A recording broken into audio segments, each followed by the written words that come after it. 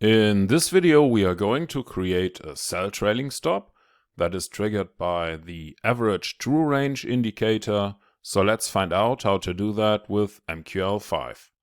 To get started, please click on the little button here or press F4 on your keyboard. Now you should see the Meta Editor window, and here you want to click on File, New File, Expert Advisor from Template, Continue. I will call this file Simple Average True Range Cell Stop. Click on Continue. Continue and Finish. Now you can delete everything above the onTick function. And let's remove the two command lines here. We start with an include statement to include the file trade.mqh.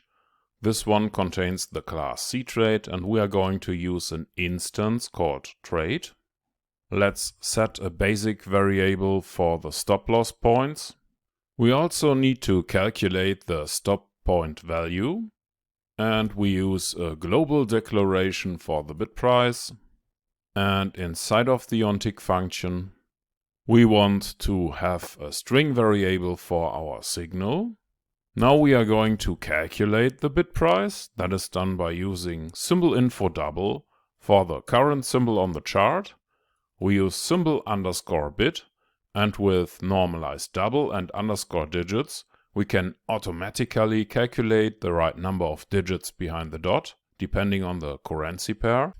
Now let's create a price array. This is a double array.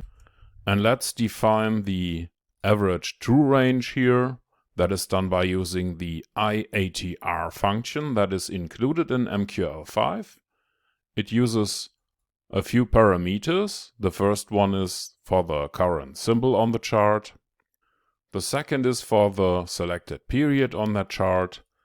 And we will calculate the result based on 14 candles. Now we use array set as series to sort our price array from the current candle downwards. And with copy buffer, we fill our price array according to the definition that we have created here. For buffer 0, starting from the current candle 0, and we want to copy the data for 3 candles and store them in the array. Now we can get the average true range value for the current candle by looking at candle 0 in our price array. I use normalized double and 5 to cut off 5 digits, because that is how we see the average true range indicator is shown on the chart. I also want to declare a static variable for the old value, because I want to know if the current value is below the old value, and if that is the case, we want to set our signal to sell. And now we use trade.sell, and if the signal equals sell and positions total is below 1, we have no open positions but a sell signal, and that's when we use trade.sell to sell 10 microlot. This is a test position. We do it on a demo account, because to trigger a cell trailing stop we need to have a position. And now we want to get the calculated stop point value by calling a user-defined function called checkATR cell trailing stop. We pass the average true range value that we have calculated as a parameter. Now let's add a chart output by using the command statement. This will output the current signal, the average true range value, and the calculated stop point value. Afterwards, we assign the average true range value to the old value for the next time. And that's it for the main function. But this function doesn't exist, so we need to create it right now. Our user-defined function will have the name checkATR cell trailing stop. It gets the average true range value as a parameter here. We use this little formula to calculate the stop point value by using the defined basic stop point value, and we will add this multiplication here. Now we are able to calculate the stop loss price. That is the current bid price plus the calculated stop point value times the point value. With the for loop, we go through all the open positions. To get the symbol of the current position, we use positionGetSymbol for the current counter value. And if the current symbol on the chart equals the position symbol, we want to continue. So let's get the position ticket by using positionGetInteger, and the parameter we use is position_ticket.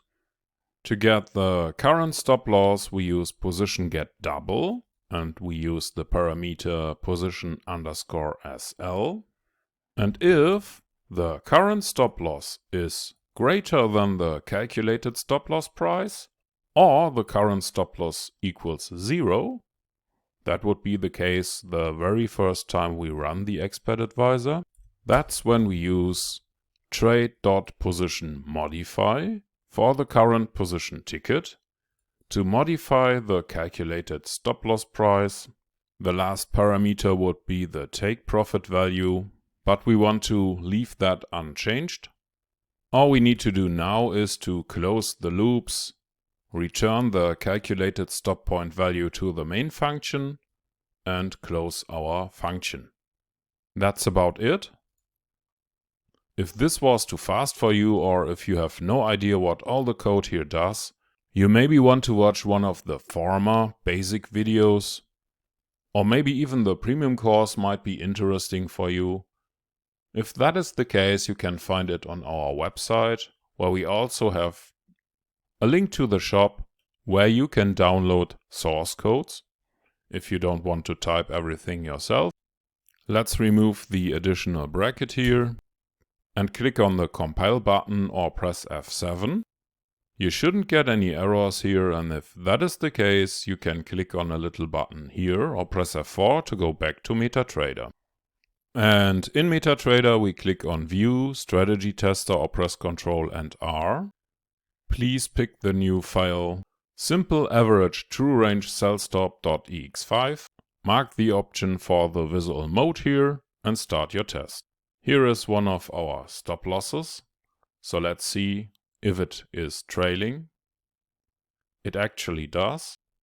And in this little video you have learned how to create a trailing stop for the Average True Range indicator. And you have coded it yourself with a few lines of MQL5 code.